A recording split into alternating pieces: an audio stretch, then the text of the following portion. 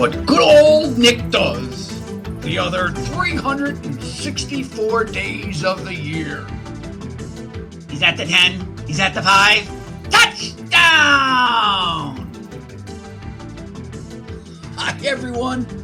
This is Will O'Toole welcoming you to a pre-New Year's Day, post-Christmas Day celebration, and welcome to Park Ridge Sports History. And this week, I know I had a week respite from the show. I guess I was just drained. No, it wasn't that. We just had to take a week off for the holidays. And I would like to extend a Merry Christmas, Happy New Year, and have a great, joyful New Year and a safe holiday season. But took a week respite. But I ended that previous show with a little bit of a history of the Sun Bowl. And I had said that I wanted to get back to it. Well, interestingly enough, and this is the fun of doing this show, and there's no such thing. I'm telling you right now, I am no sports expert. I do love sports. I do or might know a little bit more about sports history, particularly from the 60s, 70s, and 80s when I was really focused on it. But there's no such thing as a sports expert, because I really believe once you think you're an expert, you haven't learned anything about that particular subject.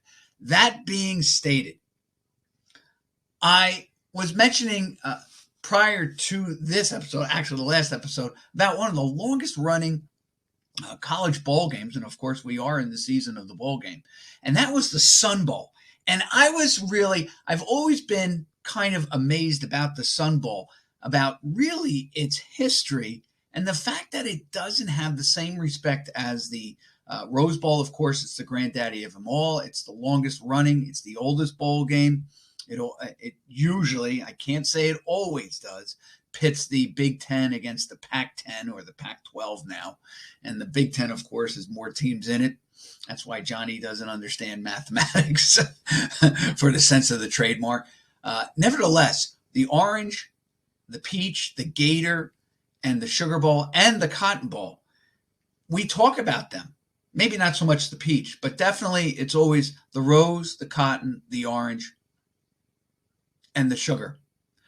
It has been kind of, we've put the Fiesta Bowl in there now. That has really grown by leaps and bounds since its very beginnings in the late 60s, early 70s, when it always seems to be Arizona State, the WAC winner against whomever didn't get into a major bowl, and they would play them. And John Jefferson, I want to go back. That was one of the guys I was talking about. John Jefferson was a great wide receiver for Arizona State. And in the 74 Fiesta Bowl, he helped his Arizona State brethren, his Sun Devil teammates, defeat the Big Red of Nebraska. And that was the game that was really the catalyst to make the Fiesta Bowl a must-watch bowl game for any bowl aficionados. And of course, that bowl game has really risen. It's been the site of a number of national championship games. One I can recall right off the top of my head is, of course, Notre Dame defeating West Virginia back in the 88-89 season, when the Mountaineers, led by Major Harris as their quarterback, had an unbeaten season. They were ranked number 5, and they played the Notre Dame Fighting Irish, ranked number 1, and Notre Dame held on. It was a tight game, and then Notre Dame just wore them down to win their last national championship, and that's why I kind of focus on that. Anyway, the Sun Bowl, getting back to the Sun Bowl, it has never really, no pun intended, seen the light of day as one of our great bowl games. It's the second oldest, along with the Orange and the Sugar Bowl, behind the Rose Bowl. And I really believe two things really hurt the Sun Bowl. One was there was really never an affiliation with a major conference. When I was growing up, and of course things have changed in the 60 years I've been around, but it used to be the Orange Bowl was reserved for, let's say, the Big 8 champion. So you were usually seeing Oklahoma or Nebraska playing in that game. The Cotton Bowl was reserved for the Southwest Conference. Usually it was Texas. Every once in a while you get to see Houston. Maybe Baylor would sneak in there. The one probably that most fans remember is the Pitt SMU game. Well, I shouldn't say that. Notre Dame fans will remember the 78 one where they really just stopped the Texas Longhorns on their way to a national title for the 77 season. The following year, of course, that was Montana's chicken soup game where he rallied the Irish. And I've watched that game a number of times. This is what makes Montana so great. That had to be probably, unquestionably, one of the worst games he ever played in his collegiate history. I would even rank that as one of the stinkiest performances he ever had in his whole football career, yet he found a way to win. And that was the big thing. And that is really what separates good quarterbacks from great quarterbacks from excellent quarterbacks from Hall of Famers, and Hall of Fame quarterbacks from Super Bowl champions. That they can have lousy games and somehow will their team to victory. And if you watch that game, I mean, even at the end of the game, 8-7-6, he's still throwing the ball either into the ground or into the hands of the Houston Cougars. How they ever, and they were helped by the defense immeasurably in that game. The Notre Dame Fighting Irish the defense really stepped up in the second half. I think they blocked 2 kicks, one of which I think leads to the final score for the Irish. Anyway, that being said, let's go back to the Sun Bowl, because as I constantly say to anybody who watches this show, we are sitting in a bar, or imagine we are sitting in a bar, or even sitting watching a game at home in our man cave. And one thing leads you to another. Even though the theme might be about this, we go off on tangents. And that's really what conversations about sports are all about. One thing leads you to another. In fact, I'm going to even lead into baseball cards that my son received as a gift. And I'm going to take a look at them. A lot of them are tomato can players. Some of them are MVPs. Some of them are Hall of Fame players. So over the next, 40 minutes that I have with this show, or if you turn it off before then, maybe I can even do a little baseball, because as old Nick is doing right now, he's sitting relaxing, watching football, the ball games, college. He's watching basketball. He's watching hockey. He's watching the NBA, all the rest of it in his North Pole man cave, along with the elves and Donder, Blitzen, Comet, and Cupid, and maybe even Rudolph. Hey, somebody's got to turn the light on to get to the refrigerator at night to get some cookies or late night snacks, chocolate cake with milk. Anyway, going back to the Sun Bowl, I figure I would just show you a quick picture. I only have black and white, but here's what really got me going about this Sun Bowl. I had mentioned in the previous episode that I never really watched it. It was played for the most part, as I recall, middle of the day on New Year's Eve, not New Year's Day. So people were really running around still getting ready for the New Year's Eve party, or doing some last minute food shopping for preparations for their New Year's Eve party. So this was kind of a game you would, if you did watch it, you went in and you went out. And as I stated, what also hurt this bowl game was, unlike the Cotton and the Orange and the Rose Bowl, it was never affiliated with a particular bowl game. Even the Fiesta Bowl was really constructed and created for the WAC champion, because they couldn't get any kind of recognition. They couldn't get any respect. So they said, let's make our own bowl game. And that's what they did. But the Sun Bowl has been kind of independent, which in a sense I always like, because as I've mentioned on this previous shows, they went to this bowl championship series and they reconstructed all the bowl games because they didn't want conference affiliation. Well, if you take a look at the myriad of bowl games that are being played now, let's just say there's 40 of them. I think 37 of them have a bowl game affiliation with 2 conferences. Let's say the ACC 5th place team against the Big Ten 5th place team, etc. Very rare do you have one bowl game where you can just pluck whatever teams you want for the game. Well, here's the picture of the Sun Bowl. It is black and white. I apologize. I couldn't get it colored, but I do believe I even got this off the internet as a black and white photo. For those at home, UTEP, I believe, plays in the Sun Bowl now. The Sun Bowl wasn't always this venue. It was actually a different place in the early 30s, and then they created the Sun Bowl. But I have to tell you, one thing about these bowl games, they have some beautiful vistas. And this one is obviously El Paso, the pass. It's in between the mountain ranges. As a result of that, we've had some crazy weather that has transpired during, after, and before the game. I'd like to actually mention a couple of them.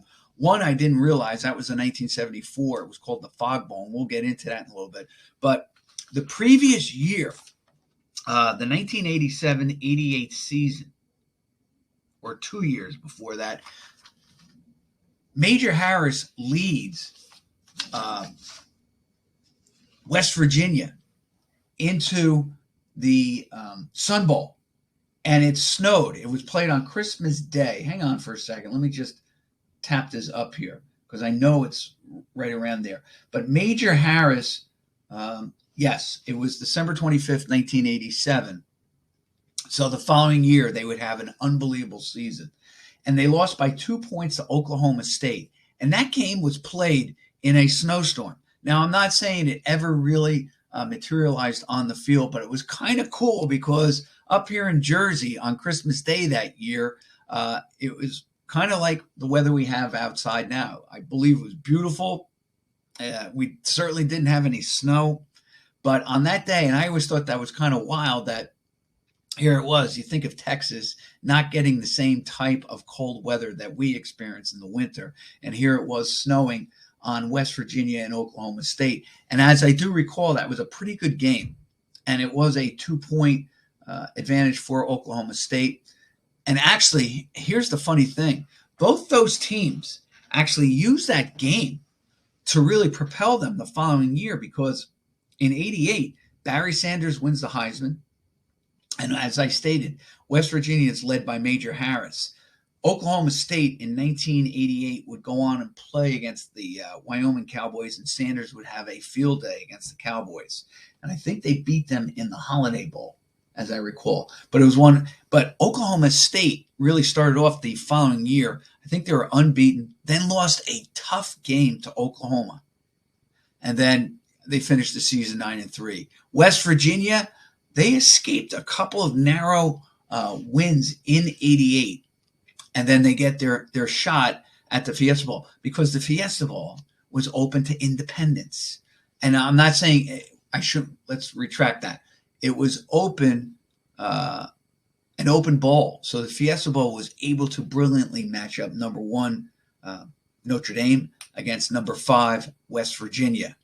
And of course, Notre Dame's policy has always been, we want to play either a higher seeded team or the highest rated team that we can get, that isn't contracted to another bowl game.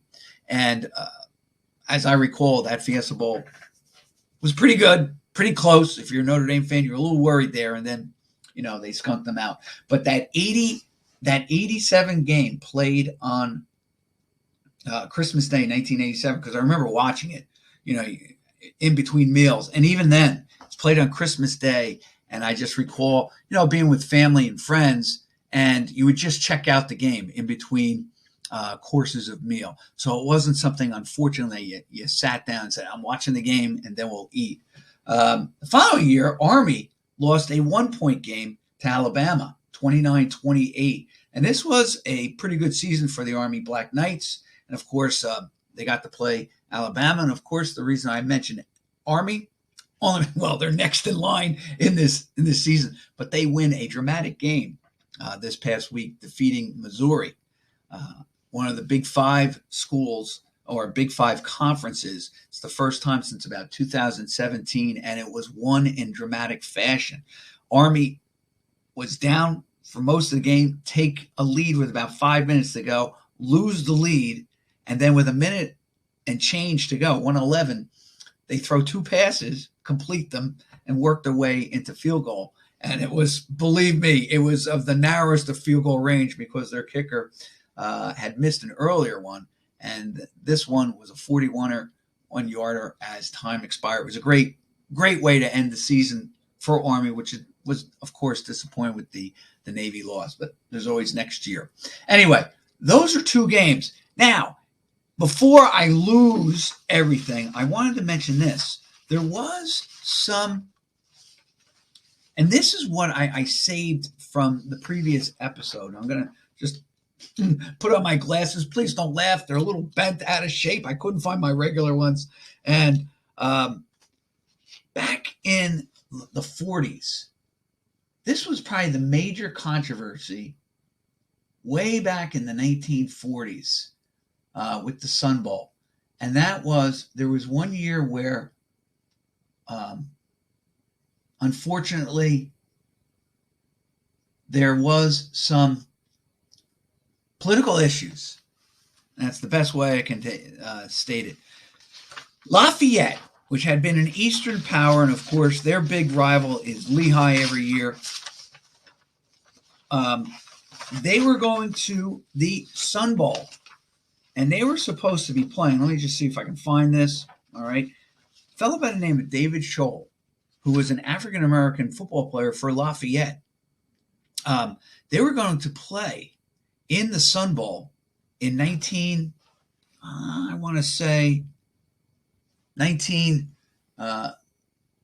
40s, or in the 40s. Yeah, 1949. So this is after the war, post-war, World War II. A fellow by the name of David Scholl, who was a running back for the Lafayette Leopards. They were going to go to the game, Lafayette. And they turned down the game when they found out that the Sun Bowl, they turned down an invite from the Sun Bowl because the committee would not allow the African-American player to participate. So rather than leave Scholl home, Lafayette decided to protest and not show up at all. And the funny thing is that 1949 game was played, then West Virginia played Texas Mines. And I believe Texas Mines becomes Texas Western, and that becomes UTEP, eventually University of Texas, El Paso, I do believe. But anyway, they didn't play.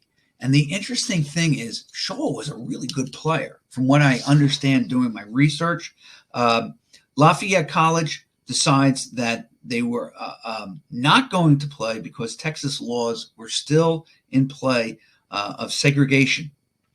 And this led to large student protests on the eastern campus of Lafayette, and they decided not to participate by leaving home David Scholl. The funny thing is, Scholl was in the military. I believe he was a Tuskegee air pilot in World War II. That's not gospel. I'm just trying to recall what I read briefly about it. But the big thing I did read about Scholl was, let me just see, and I do have a picture of him. Scholl, unfortunately, died at the age of 31. He was actually killed in a car accident. So this is Scholl at Lafayette. He unfortunately was killed in a car accident where it was icy roads, snowy conditions, and his car was hit, I believe, from the back, and it tumbled over the side of a ridge, and he was killed, age 31. It looked like, from what I understand, what I read, and of course, I'm using a number of sources, Wikipedia, I'm using Sports Reference. Sometimes the individual colleges will give you the media guides, but not a lot of information on this. I will probably investigate this a little bit more. But Scholl, I think, potentially had a pro career. And but at the age of 51, he was killed in a car accident.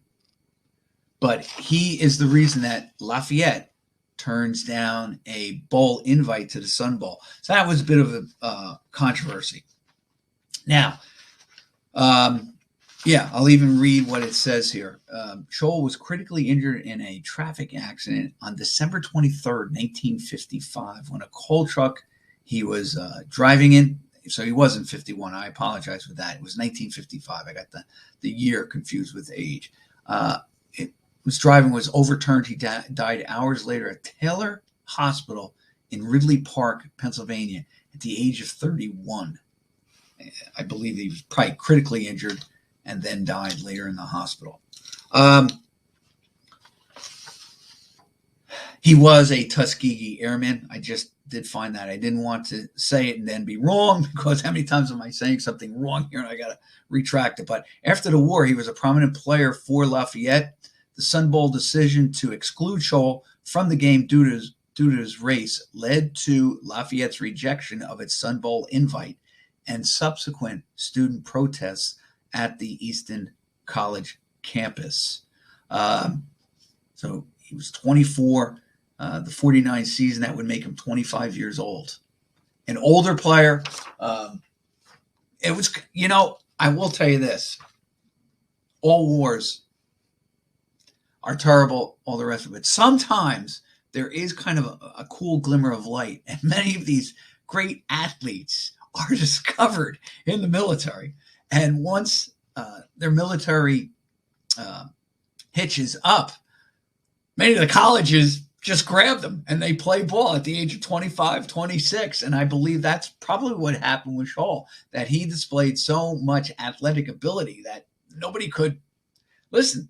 The first team to grab him was Lafayette, and he performed beautifully for him. So sometimes there's a lot of good that way that comes out of terrible events like wars, and that is opportunities for people who probably weren't discovered prior to that. All right, we are going to turn our attention to a game. Now, when I was doing this, I thought this was kind of cool. Never knew this. This is a fellow by the name of Elmer Tarbox. And he's one of the greatest, from their website, texastech.com. He's one of the greatest players in the history of Red Raider football history. And the reason why I found this, it is black and white. It wasn't color. They are playing West Virginia. So a nice segue there from West Virginia in the Sun Bowl of 1987 to West Virginia 50 years before that, 1937. You can see this is the beauty of the old football. Probably today, that hand grabbing Tarbox's face would not, one, be allowed. Number two, probably wouldn't happen because of the mouth guards and, of course, the face guards. But number three, that would probably result in a penalty because you are grabbing the helmet, and probably his head is about to be twisted 180 degrees by a Mountaineer defensive player. But this is Elmer Tarbox, who goes on, I believe, to become a politician in Texas, in the state of Texas. I believe a representative. And this game, just to give you a little idea, this game was, and this is the fun of all this. Texas Tech that year finished 8-4, and they lost in the Sun Bowl on January 1st, 1938 to West Virginia, 7-6. The odd thing was their coach for West Virginia was a fellow by the name of Marshall Glenn. He was 8-1-1. And West Virginia does not even finish in the top 25 with an 8-1-1 record. In fact, their schedule that year, when they defeat this Texas Tech team, they had beaten West Virginia Wesleyan, Pittsburgh they lost to, Washington and Lee, they beat Xavier, they beat Waynesburg, they beat McDaniel, they beat Georgetown, they beat Toledo, they tied Georgetown, they beat Toledo, they beat George Washington, and of course, Texas Tech. Today, that game, if they played this schedule today, West Virginia wouldn't qualify because, with the exception of Pitt, Toledo, and Texas Tech, none of the other schools, A, are playing football, or B, are not playing on the Division One level. They're playing FBS, so maybe beating Georgetown would give them another win. But in fact, they tied Georgetown that year, so that would hurt them. But this is Elmer Tarbox. Now, the funny thing is with Texas Tech that year, ready for this, they were coached by a fellow by the name of Pete Cawthorn. And he would go on to have a pretty good record considering Texas Tech. He would be 67-23 in 9 years. He brought him to 2 bowl games, and he brought him to 1 top 20 finish. That year, 1938, when they lose in the Cotton Bowl a year after losing in the Sun Bowl. They finished 11th in the country with a 10-1 record. I don't know what actually happened to Cawthorn because, ready for this, he's at Texas Tech. He goes 10-2, 8-1, 7-2, has a down year in 35, 5-3-2, then goes 5-4-1, then is 8-3 going into the Sun Bowl against West Virginia, loses that, still finishes with a decent record of 8-4. In 38, when he finished 11th in the country, they were 10-0 going into the Cotton Bowl and lost to finish 10-1 and number 11 in the country. Ready for this? They lost to St. Mary's of California. The game was actually played January 2nd on a Monday, and they lost 20-13 to St. Mary's of California, which is only playing basketball today at that Division I level. I don't think they have a football program. But ready for this, Texas Tech was 19 in the country. They beat New Mexico. Then they beat Marquette as the 17th ranked team, 21-2.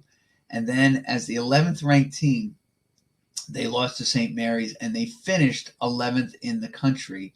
In fact, the top team that year was Texas Christian of the Southwest. Well, they didn't play in the Southwest Conference then, who had moved up from number 2 to number 1. Yeah, it was the Southwest Conference even then.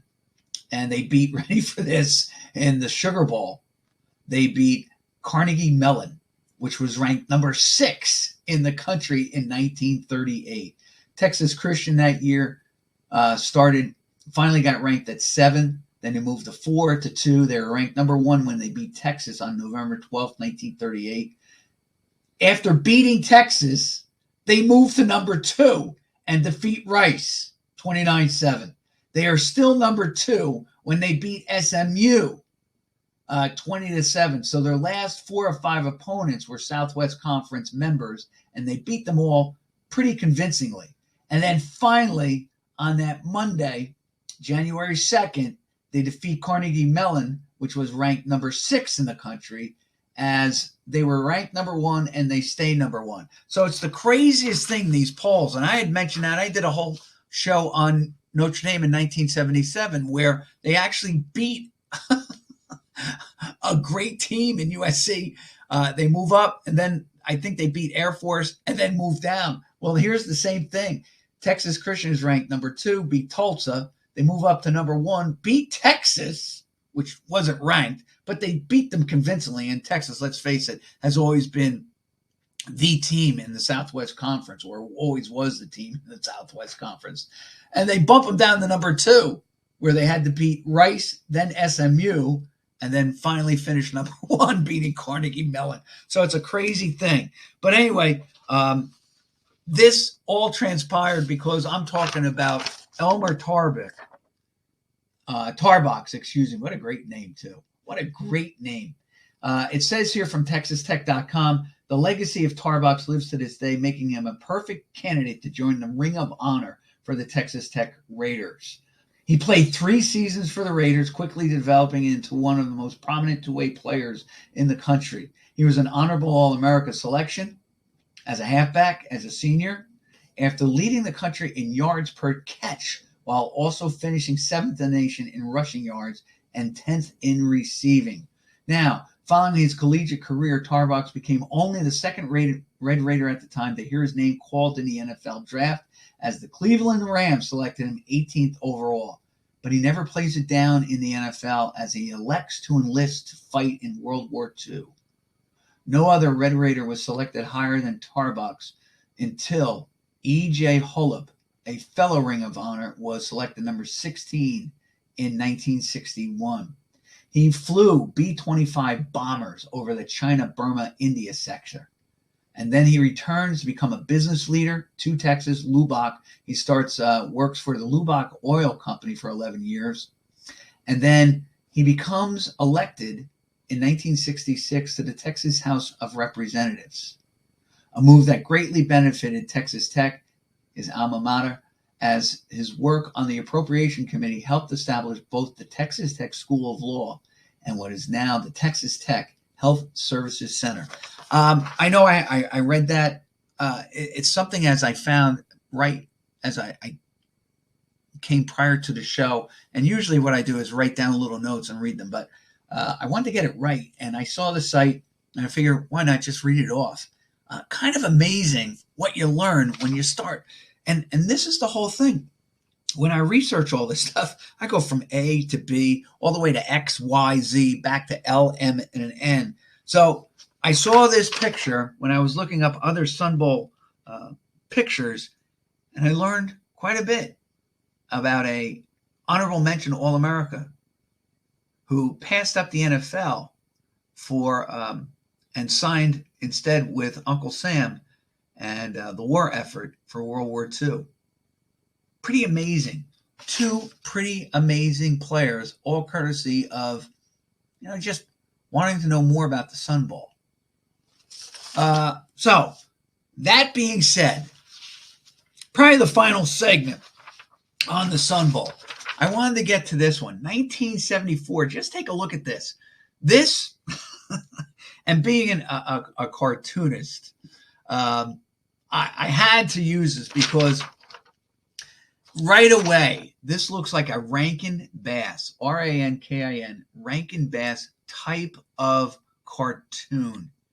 And they were very famous, the Rankin Bass Company, of doing things like Rudolph the Red-Nosed Reindeer, Frosty the Snowman, both the animation and what I consider the claymation, like the Gumby and the David and Goliath and stuff. But I'm telling you right now, it might not be a production of, let's say, that company Rankin Bass, but certainly the art, the style, certainly mirrors or imitates that. And this is the 40th annual. This is the cover for, I guess you could consider it the media guide or the game program between North Carolina and Mississippi State for the Sun Bowl 1974. And the reason why I bring this one up is it's one of those other oddball games that was played in the Sun Bowl. Just another look. This is what the Sun Bowl normally looks like. It's a beautiful picture. It is set in the mountains, and you are going to have different crazy weathers and stuff. But the night before this game was played, I was looking at this, and the night before this game was played, there was a snowstorm right before the game. And what happened was the next day, because the weather's so crazy, and I'll even say it this way, this past weekend, Christmas Eve, we had a kind of like what I call the bakery look. We had a powder, the little powder on top of the donuts. Well, we had a little powder snow on top of our grass, our bushes, and our trees, which made it look very cozy, very wintry-like as we prepared for Christmas Day. And of course, what happens Christmas Day? Well, all that snow, which had just touched the surface of the grass, it all melted by mid-morning on December 24th. And the next day, we get rain in the morning, which gave us a beautiful kind of afternoon. It did dry out a little bit. The sun did try to poke through. And then today, as I'm going to this program, we got beautiful weather, just blue skies. When I was outside earlier, it was about 40, 45 degrees, a little windy, but it was something that you could live with. So it was kind of crazy. That being said, the Sun Bowl of 1974, the night before, there was a snowstorm. It did cover the field. The next day, the sun comes out, similar to what we're seeing right now. And you can even see it in my back room here. Well, that's my lamp, but you can see that there is some light on my hoodie and all the rest of it. The sun came out, but because of the temperature, and it was still a grass field back in 74, and because there was snow, I guess the different elements converged, and with the sun melting the snow and the different temperatures and all the rest of it, it produced a fog bowl, similar to that one that you remember with Philadelphia and Chicago, good almost 30 years ago, when Randall Cunningham was running the team for the Eagles, okay? Well, here is a picture from that game that I best could find. And you can actually see kind of like the fog coming up. And this is also from that Sun Bowl, but this gives you a better indication. It kind of looks like dust coming up, but that's actually snow melting. It's the vapor, it's the fog, and everything else. So it created a different sort of game for North Carolina and Mississippi State. Now, again, doing some investigation, and this is a shout out, I have to say, to Wikipedia, which kind of got me rolling on this, to the various internet places that give you pictures, and to Football Reference, which gave me some information on the players in these pictures because I couldn't really get pictures of them. But I'm going to just tell you this. This was a pretty interesting ball game. It was played before 26,000 people. It was played December 28th, 1974. Ready for this, and this is the beauty of the Sun Bowl, probably also overlooked, was that their chief announcer for the Sun Bowl was Lindsey Nelson. And if you are a Met fan, and again, if you're a Notre Dame fan, you know Lindsey Nelson as being one of the voices of the Mets, especially in '69 in the Miracle Met season.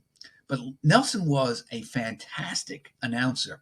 And actually, he was a graduate of University of Tennessee. And I do believe he first announces for the Tennessee Vols and then does kind of like the syndicated show for Notre Dame. And as a kid, the first two bowl games I ever saw Notre Dame play in were the Cotton Bowls of 1969-70 and then 70-71. And of course, Lindsey Nelson was the announcer on those games. And he was the announcer on the 79 as well as the 78 game that Notre Dame played. It seemed like Notre Dame was always going to the Cotton Bowl as a kid. And so really, as a Notre Dame fan, listening to the Mets at home, you would associate Lindsey with Notre Dame football. Plus, and I know a lot of Subway fans of Notre Dame and a lot of Notre Dame fans around the country would know this, they would do a tape of the game that they would broadcast on Sunday mornings. And Lindsey was the voice of the Irish. And they would play the game. So the game was on the radio. You got to see not alive, but you got to see the tape of the game with Lindsey Nelson voicing or broadcasting the action. They did move it later on. They would not just show it in the morning, but they would show it at, let's say, midnight on Saturday night as well. Because I remember watching a game doing that. I think they played LSU or something like that. I remember watching the game. And of course, now Notre Dame is just on with their own TV contract. But here's what I want to say. This is Rocky Felker. He's the quarterback for the Mississippi State Bulldogs. Now, ready for this? I do have it listed here. I was able to trace at least this defensive lineman because right now, I know Football Reference is working on it as we go. They are just adding more and more material to it. That number 75 was a fellow by the name of Ronnie Robinson. I don't believe Robinson played in the NFL. But this is just two big players. Felker, the reason why I mentioned him, he goes on and he actually,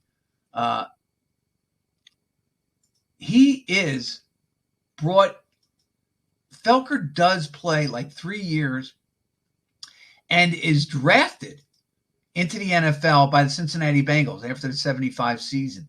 But then really, he's drafted in the 10th round, number 245 overall. The thing is, Felker returns to Mississippi State and becomes their head coach from 1986 to 90 for 5 years. Unfortunately, his best record with them was his first year when he went 6-5, and he actually had them in the top 25. They don't finish the season in the top 25, but he got them as high as 13. And then in 1989, he finished 5-6, and he got them as high as 25. I just want to quickly do this because I didn't get a chance. Let's just see this as I'm looking at it. He beat the number 8 team in the country that year. He beat Syracuse to start off in his first season, Rocky Felker, number 18. So he starts off 2-0. He beat Syracuse and number 8 ranked Tennessee, a foe from the SEC. Now he has a chance to really get into the top 20 after that, but he loses to Southern Mississippi, which had some really good teams. Remember, they defeated Florida State. Well, they also beat Mississippi State in Felker's third game as the Bulldog coach, 28-24. He rebounds, though, and beats Florida and Memphis, then beats a non-major Arkansas State, and then beats Tulane. When he beat Arkansas State, he went in as the 19th ranked team in the nation. He beats Tulane, and that would be their apex for that year because they are 6-1, and then loses, ready for this, to the big boys, Auburn, Alabama, LSU on consecutive weekends. And then they lose to Ole Miss in the Egg Bowl. So he lost his final 4 that year. But overall, his record, after leading them on the field as a quarterback, his overall record was just 21-34. And he never coached again as he was, this is 30 years ago. His last year as a Mississippi State coach was 30 years ago. And the last guy I want to mention here is this fella, Mike Voigt. And he played for North Carolina in that game. And real quick with him, he actually finished 8th in the country in the Heisman in 1976. So he was a 3-year starter, averaged 5.1 yards per carry, finished number 8 in 1976, finishing, of course, behind the Heisman Trophy winner, Tony Dorsett. Unfortunately, he left the earth about 10 years ago at the age of 52 or 53. But this is Mike Voigt from the Sun Bowl, the Fog Bowl, which was won by Mississippi State, 26-24. This is Will O'Toole giving you the ins and outs of the Sun Bowl, my second part of it. I want to wish you all a happy new year. We'll see you here next week, next year, with another program as we go forward with the 2022 sports season. Thanks all, and a special shout out, Howard Frederick.